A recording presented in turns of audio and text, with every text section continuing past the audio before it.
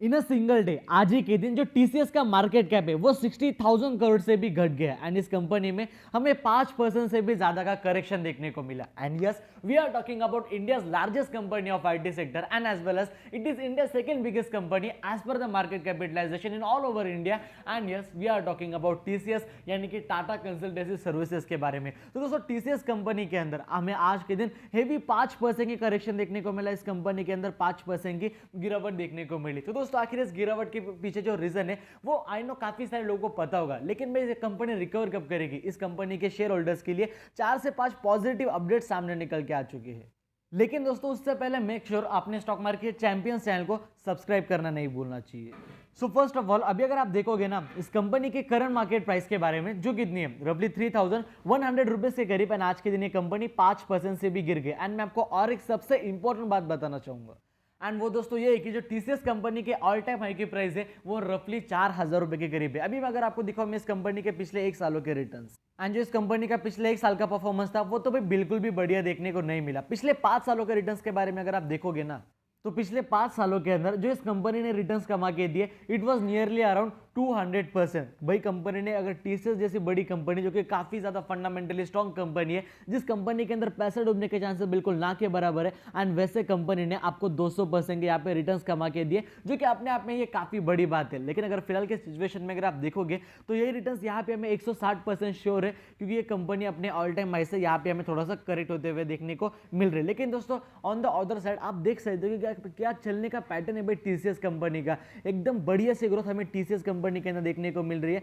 And एक consistent performance जिसे कहते हैं ना कि भाई कंपनी के अंदर ज्यादा भी वॉलिटिलिटी नहीं, बस इस कंपनी के अंदर जो ग्रोथ है वो हमें काफी अच्छी खासी देखने को मिली। अगर आप देखोगे मैक्सिमम रिटर्न्स के बारे में, तो पिछले 15 से 16 सालों के अंदर रफली 2500% जितने returns, which is totally sufficient. लेकिन अभी हम टाइम वेस्ट करेंगे नहीं, सीधा बढ़ेंगे आज के हमारे मेन न्यूज़ की तरफ। तो अभी हम आ चुके हैं यहाँ पे मनी कंट्रोल के ऑफिशियल वेबसाइट के ऊपर। जुलाई 11 आज ही के दिन आर्टिकल आते हुए देखने को मिला, and as you can read here कि भाई इस कंपनी को मोतीलाल ओसवाल की तरफ से बाय करने की रिकमेंडेशन मिली। कंपनी को जो टारगेट दिए गए थे वो थे रफली 3,730 रुपीज के करीब। जो इस कंपनी को टारगेट मिला, डेफिनेटली कंपनी के करंट मार्केट प्राइस से रफली 15-16% के अपसाइड टारगेट से, एंड जो इस कंपनी को अचीव करने के लिए डेफिनेटली कोई भी वक्त नहीं लगेगा।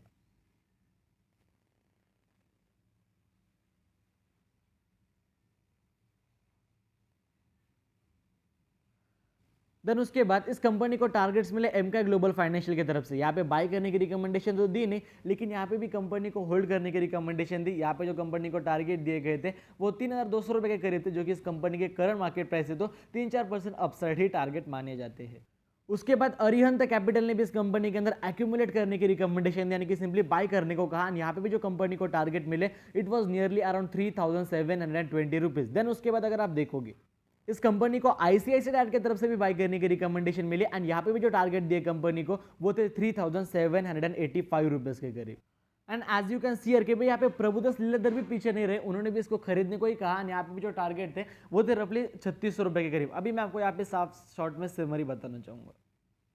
एंड दोस्तों देखो, यहाँ पे मैंने कुछ आपको एक ही एनालिस्ट के बारे में नहीं बताया भाई, यहाँ पे मैंने आपको कम से कम 5 से 6 एनालिस्ट के बारे में उनकी राय बताई। अभी देखो क्या बात आती है ना कि यहाँ पे बस इतना ही नहीं कि भाई ये 6 एनालिस्ट ने इस कंपनी को बाय करने की रिकमेंडेशन दी। अगर मैं आपको बताऊं ना, यहाँ पे 10 से 15 और भी एनालिस्ट देखने को मिल जाएगा जिन्होंने आज ही के दिन कहा कि भाई टीसीएस कंपनी को खरीदो। लेकिन सारे के सारे दिखाने का क्या उसका सेंस बनता है उस बात का? आपको समझ में आ गया ना, आपको एक कॉन्फिडेंस आ गया ना कि भाई सारे के सारे बड़े बड़े एनालिस्ट लाइक मोतीलाल ओसवाल, शेर खान, आईसीआईसीआई डायरेक्ट, प्रभुदास लीलाधर, ऐसे बड़े बड़े एनालिस्ट इसको खरीदने की राय दे रहे हैं। लेकिन ये बात का आती है कि कंपनी आज के दिन 5% गिरेगी, तो उसके पीछे रीजन था मार्केट सेंटीमेंट। अभी इस कंपनी के क्वार्टर फर्स्ट के रिजल्ट आए, जहां पे जो कंपनी का प्रॉफिट था उसमें हमें डिक्लाइन तो बिल्कुल भी देखने को नहीं मिला। कंपनी का प्रॉफिट में अप ट्रेंड ही था, कंपनी का रेवेन्यू भी बढ़ चुका था।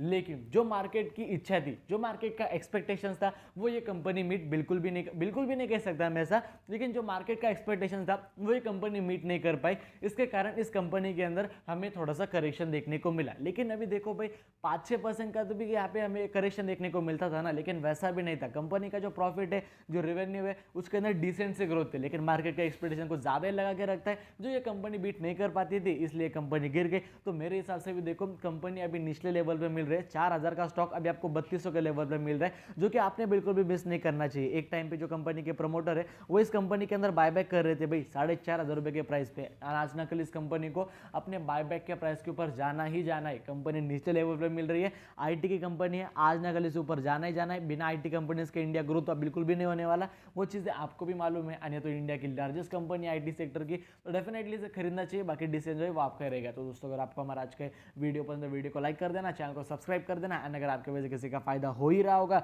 तो उन्हें वीडियो शेयर करना बिल्कुल भी मत भूलना दोस्तों। जय हिंद, धन्यवाद।